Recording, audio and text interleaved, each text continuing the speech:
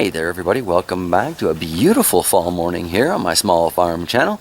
I got some chicken stuff to do. What a surprise. Figured I'd bring you along as I'm harvesting some of the, well, unexpectedly useful free food that grew around here this year. So yeah, let's check out what we've got. How are we doing this morning, ladies? Looking a little gruff. It was raining earlier, but kind of sunny now. Sorry, just wiping a raindrop off the camera there. You seem to be adjusting fairly well.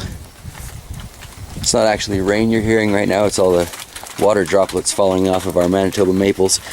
This is the chard from out front. We grew far more than we could ever eat this year.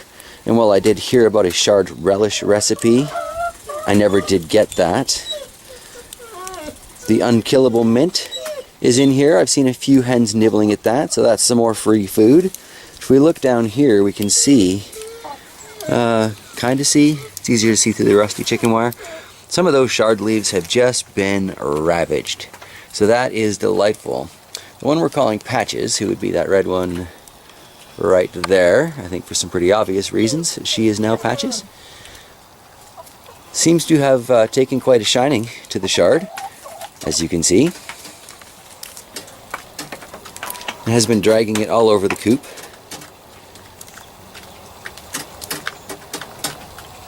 So now that the camera's on her, she's just going to leave it alone? What is it with the animals around this place?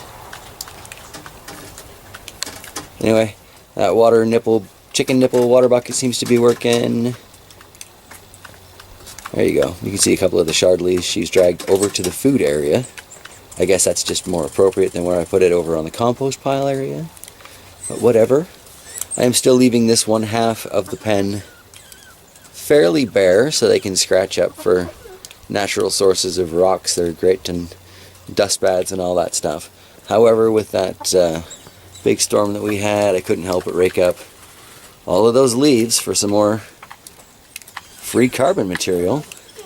Looking forward to seeing what happens to this for the garden by spring. Anywho, we're off to find other sources of free food around the property. And then we'll get back to these ladies. And of course the whiner.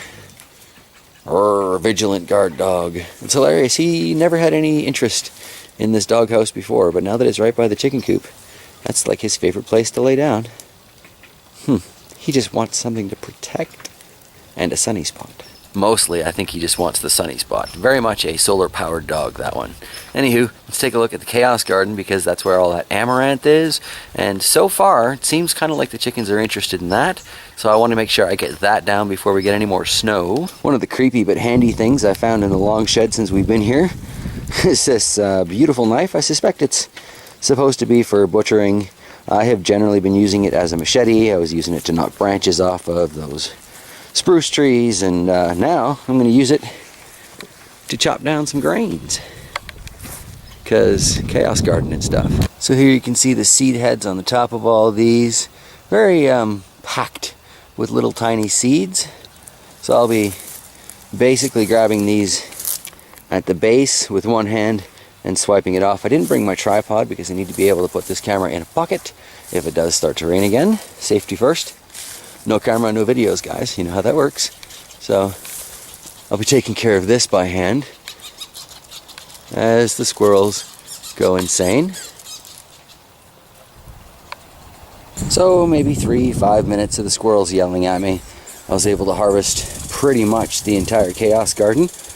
I had no idea I was going to be able to make use of all those unintentionals as a future source of feedstock, so that is absolutely wonderful to me. I also chopped down that lighter chard. It's just starting to rain again really quick, but I'm also starting to harvest the radish tops and thistle garden bed. And I'm noticing, even though these tops went bonkers, there are a few little radish roots in the bottom there.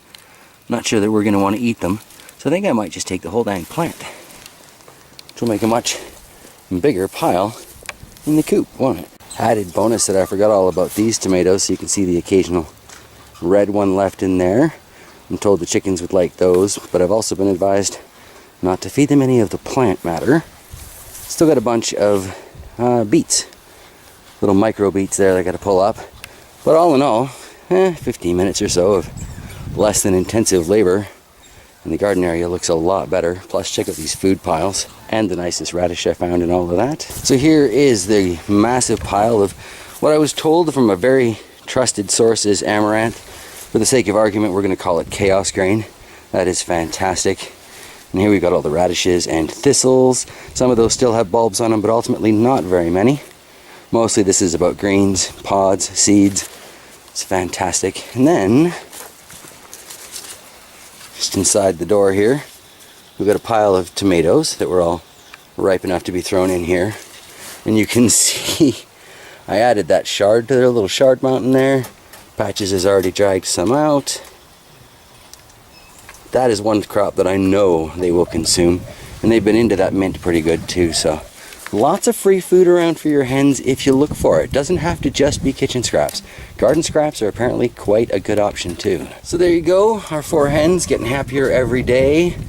Slowly moving over, getting ready to explore this new free food source.